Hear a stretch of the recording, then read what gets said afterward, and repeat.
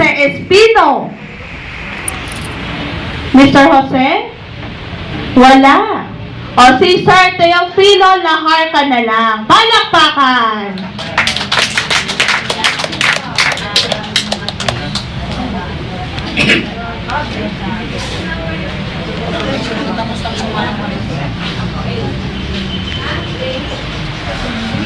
Salamat. Magandang umaga po sa inyo lahat, sa mga hukom, lalo kay wala si Seda.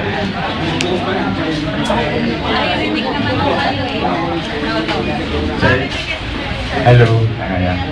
Ganyan. Hindi ko pwede kumama kasi pero okay lang. Ngayon ay, ako po ay si Mr. Teofilo Laharca. Dati pong ako retired employee, government employee, katrabaho noon sa City Hall of Manila. Nagagalak po ako at natagpuan ko ang Adam Center sa pamagitan ng kaibigan ng aking anak kasamahan sa trabaho.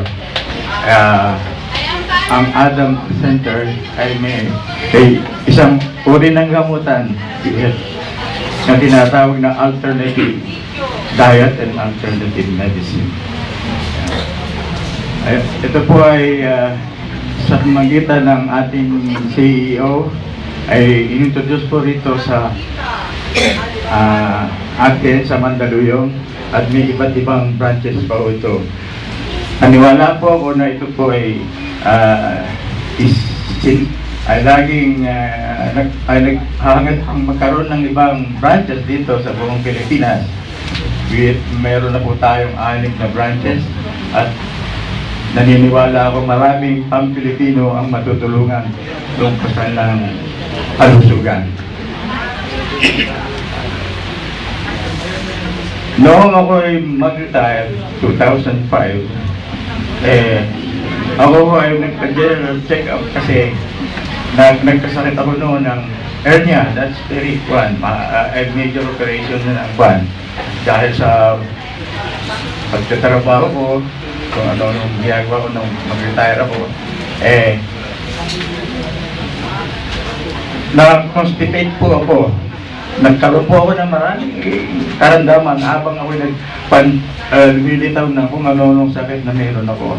Na-constipate ako, kaya wala, matatayo ko, hindi matayo ng sa ayos. Kahit na dumi na ba, kung bakit ako, is necessary na matigas na matigas yung dumi ko. Ang ginawa ko, nilinis ko ang aking daliri at aking kinuwit. Talagang matigas, tinuso ko, unti-unti ko, doon ako nang pinapawisan ako ng malamig. Malamig yung nang makalabas ako, ay salamat. Pagkagawan doon. Ako rin po nagkaroon, kaya pala ako nagka-high blood dahil doon sa irregular na pagtumi, no? Tumaas po ang aking dugo ng 160/100. Ang blood pressure ko, abay, konsendo ko, lagi akong nai-stress na ako, maiinitin ang ulo ko kasi may sakit ko, parang wala na akong kasasyayan, mabuhay. Binigyan ako ng Mayo Block as maintenance noong buwan. Ininom ko noong buwan. Religiously ininom ko yung maintenance yung nagkaroon din po ako ng lately, nang sumalang ko dito, nawala yung pagtataas baba ng aking presyon. Naging regular. So, naging 120/80, 110/70, like that, somewhat like that. Tapos, pagka pa nagpa-general check-up ako, nalamang may diabetes ako. Dumadaming ininom kumot. May metformin, may fumaride. Ako Ang hirap pala na may kasakit, nai-stress ka, pare ko, lalo akong lumalala sakit. Kung ano-ano sakit ng naroon mo. Yung diabetes, isa pa lang sa resulta ng may diabetes ka, lagi kang nauuaw, lagi kang nagugutom, kain ka ng kain. Tumaas tuloy yung aking cholesterol. Ganun. Abay, dumadami ang aking sakit. Hindi ka paano kaya ito? Lumalaki ang gastos ko sa maggamot.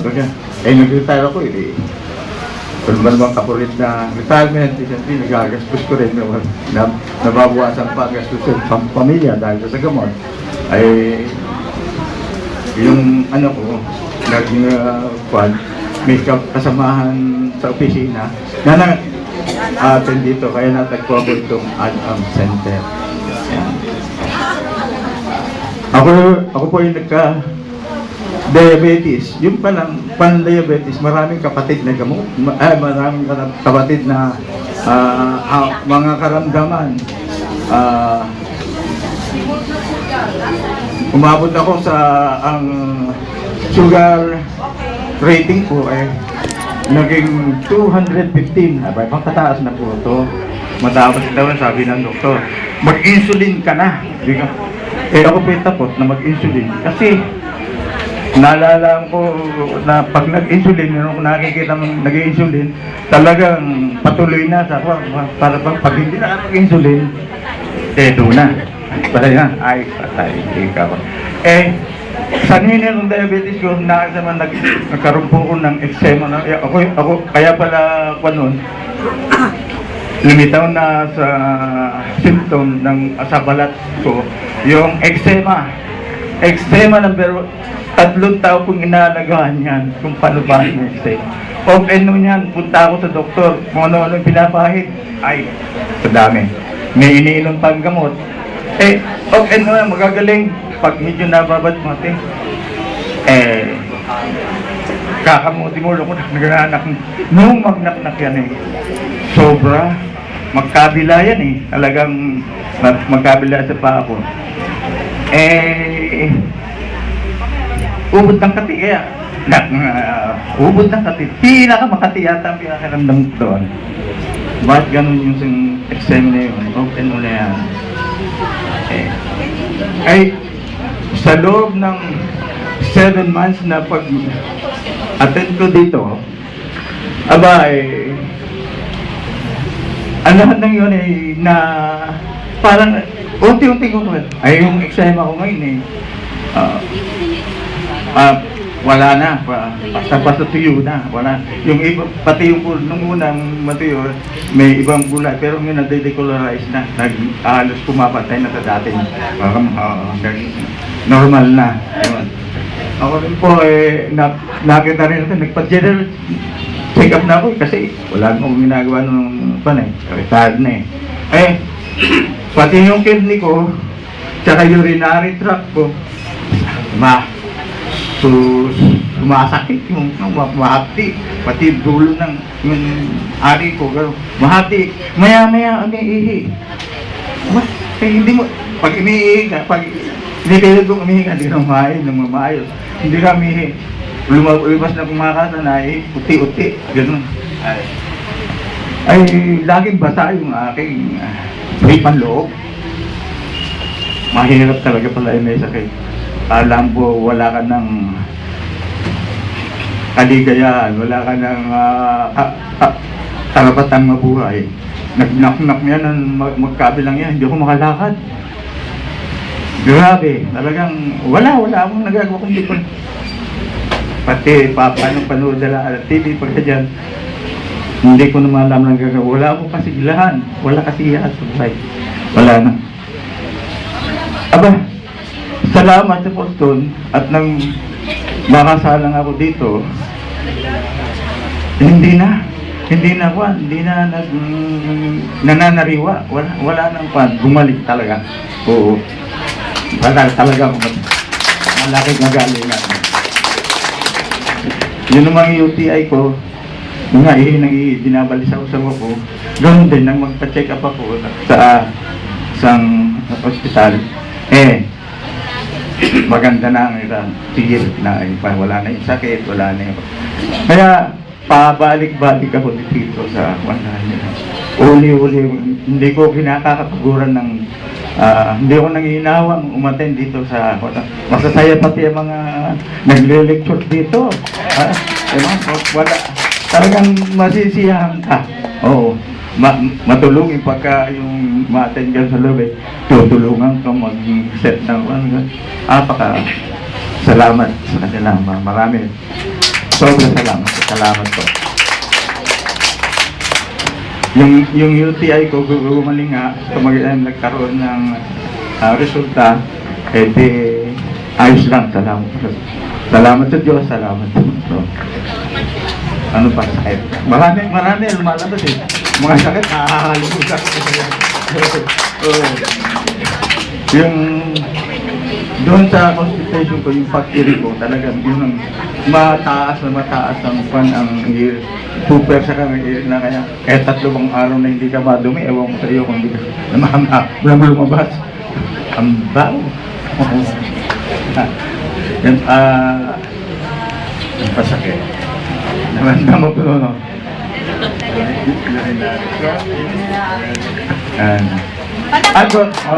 Lumaki ang mga katawan ko nun, pero kaya po ako yung napapasalamat sa umimbento ng Postron kay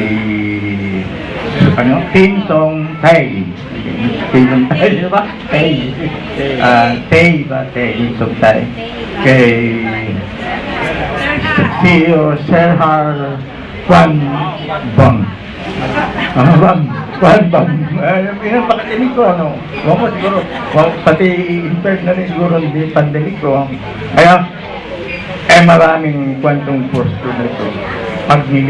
Pagniliglig ang iyong mga nerve katawan, nililiglig ang nerve mo dito, pati nililinis ang dugo mo at pinapalakas ang iyong kuwan. Kaya siguro talagang magaling nito para pakiramdam ko. Pero hindi ko ka muna kalilimutan ng wawan. Minsan ay nag-absent ako. Nag-absent ako for 5 consecutive days. Tapos kinalunisan, matin ako, merong sinagamit na first death, tumbong at doon pa lang may kasama ng ipan, mga langis-langis na ipon. Yun pala talaga kailangan ng pagsalang reporsyon. Aayos ang lahat ng parte ng buong katawan natin at pinasasaya toxiceo yan sinasabi, umaalis ng yung mga Yes! Ayan. kaya po kayo nililinis saka hanggang kayo hindi you are getting healthy and happy. So we belong to happy family at family. Salamat po. Salamat. Yes, ayan. Ang daming nagbago kay Sir Teofilo. May tanong pa pala sa'yo. Nagtatanong pa? May tanong lang ako sa'yo sa yung ultrasound nyo dito, may result kayo ng October. Sa ultrasound ninyo, may result kayo ng October 14, 2011. Tanong lang po. Dito po sa ultrasound ninyo, may result kayo ng October 14, 2011. Ang impression ng doktor, normal kidneys and urinary bladder by ultrasound. Ang tanong ko lang, may ultrasound ba kayo ng before nito? Tapos kasi sumalang kasi Kasi yung nagpatingin ako sa ibang doktor nung una pang buwan. Kaya nagpa-general nagpa-general check-up, meron ako nun. Hindi ko naibigay yung, marami akong reseta mo, nung gamot. Marami po, pero hindi ko na naiyalala na yung completely na aking Kasi nakita ko dito, sumalang kayo sa Polstron April 1. Hanggang yung mga Kung may ano sana kayo ng before, kung pwede, para mapag-iba ano yun, meron ako nun, pero yung iba, yung nangyayari sa hospital na meetingin sa akin. Meron pang yung mga tungkol sa mga gamot, ganyan, meron. May mga reseta, saka yung prescription regarding that naging sakit ko. Yan. Okay. Thank you po. Okay, thank you po. Maraming salamat, Sir Teofilo Lacarta. Kaya kasi para po sa alaman ng lahat, bukod po sa magsasalita nila dito sa harapan, sila din po ay may written testimony. Yun po yung binabasihan ng ating mga judges. Katulad ng sinabi ko kanina umaga, ang pag-judge po dito ay syempre, yung mga katotohanan gumaling sa kanila katawan. Hindi lang po ang Mandaluyong ang nagkakandak na ito, Caloocan din, Binondo din, Makati, Naga, and Davao. Ganitong time din po sila nagkakaroon ng kanila testimony competition. So ngayon naman, sundan po natin ang isa pang magte-testimony. Alay pa ba? Alay! Ay nako, yung iba pag ako na nagsasalita, nagigising. Pag simula ng testimony, tulog. Parang may minuto ang inyong mga mata. Ngayon naman po, i-welcome po natin si Ma'am Rosita Yugo. Palakpakan!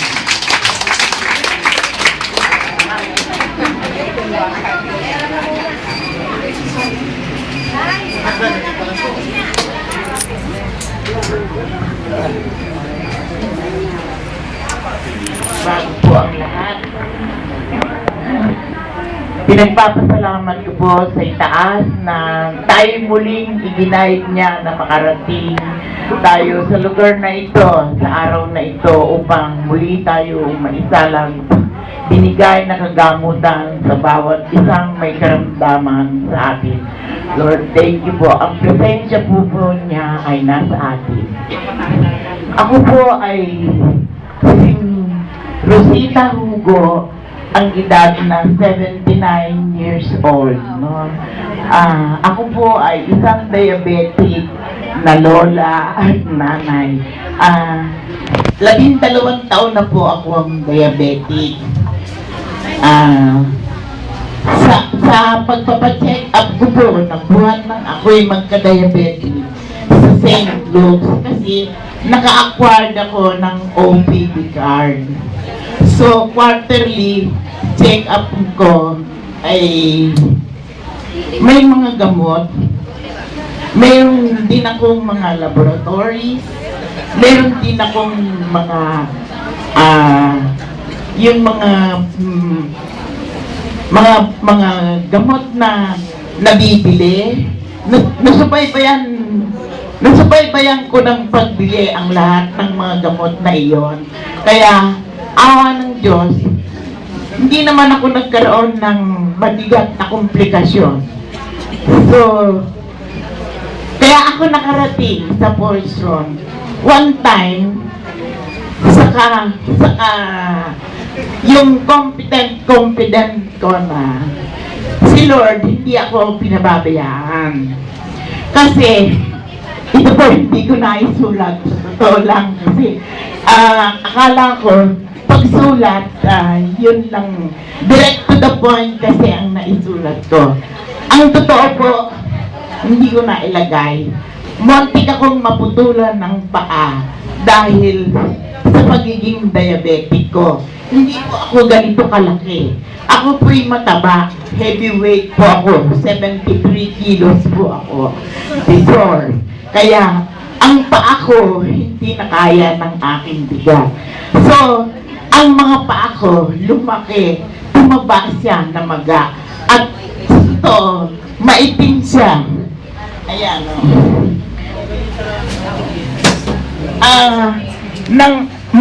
maitim po yan. Kaya hindi ako na nagme-medyas ngayon kasi dahil sa pag-Polstron ko, parang nare-recover na yung dating kulay, siguro. Now, itutuloy ko. Nung ako'y unang pumunta, kaya ako nakarating dito dahil sa isang nagngangalang Cora de la Cruz na siyang natagpuan ko sa isang pharmacy na bumibili ng gamot. Bumibili ako ng gamot ko, galing akong check-up ng St. Luke. So, sabi niya, "Oy, pareho tayo ng gamot." Sabi niya, "Oo nga, no," sabi ko. Pinakita niya kasi yung reseta niya sa akin. Now, nung makita, sabi niya, "Gusto mo, meron akong sasabihin sa'yo." Nung primero, hindi ko maintindihan yung ad-am, sabi niya. "Anong ad-am?" Sabi ko, "Isulat mo nga," sabi ko gano'n. Tapos sinulat niya. Edam yan ang basa ko dyan. Edam, sabi ko. O sige, kung anong basa mo. Sige, kung gusto mo, malapit, dun yan yung sa Mandaluyong, sabi niya. "May bayad ba yan?" Sabi ko. "Wala, free lang yan. Uupo ka lang," sabi niya.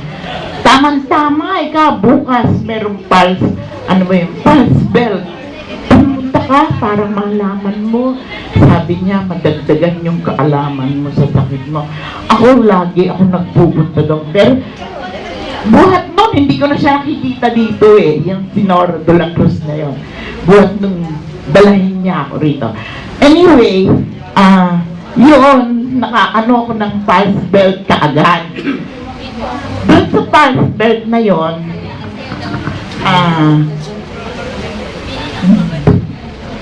kinagabihan, naramdaman ko yung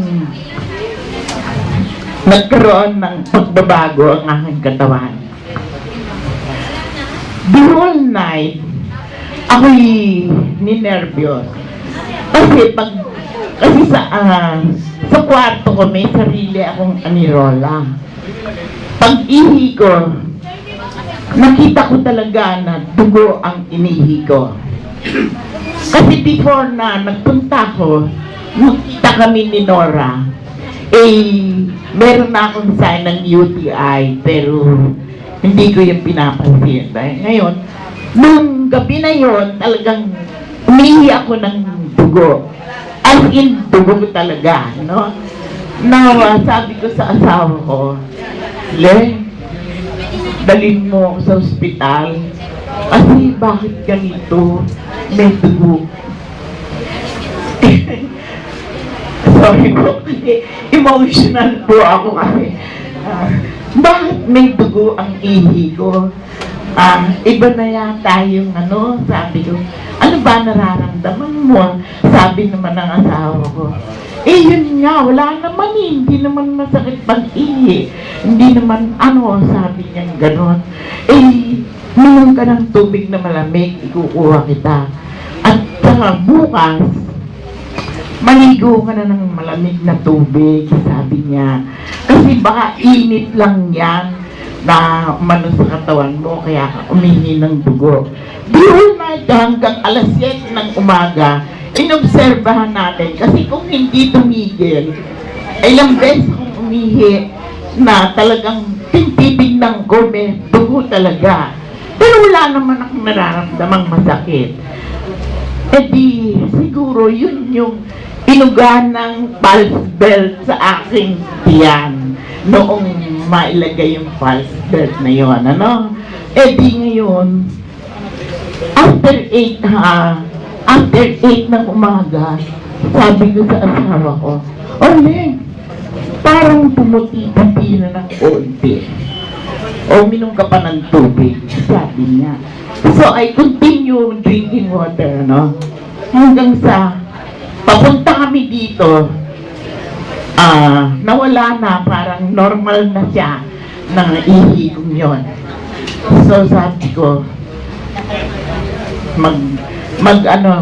sa loob ko lang, sabi ko, "Thank you Lord at hindi mo pa ako binigyan binigyan mo pa ako ng kasiyahan sa aking karamdamang nararamdaman. At marahil, ito yung sinasabi nila na healing reaction. So sabi ko sa asawa ko, totoo nga, sabi ko. Now, the other day, maano mang sabihin, ang totoo po, mahirap lang kami, no? The other day, sabi ko, Leng, may pamasahe ba tayo? Sabi ko, kasi parang hindi tayo makakapunta kung wala tayong pamasahe. Sabi ko, hindi naman matutuloy yung aking pag-upo. Sabi ko, siya na yung gumawa ng paraan na makagawa kami makarating kami uli. At lagi na kami nakakarating hanggang sa sabi ko,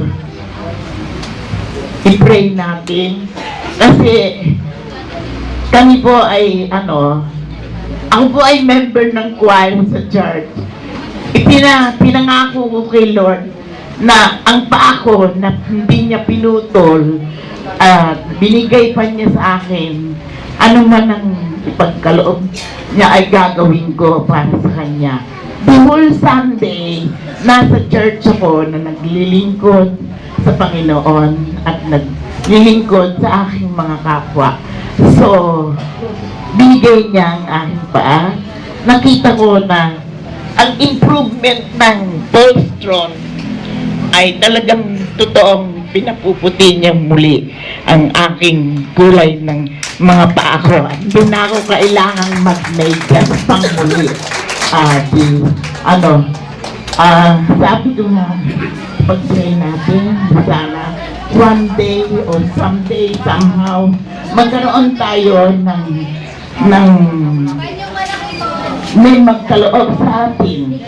If God's will, maibibigay niya, talagang siya yung way na magbibigay sa atin kung paano tayo magkakaroon ng isang postron.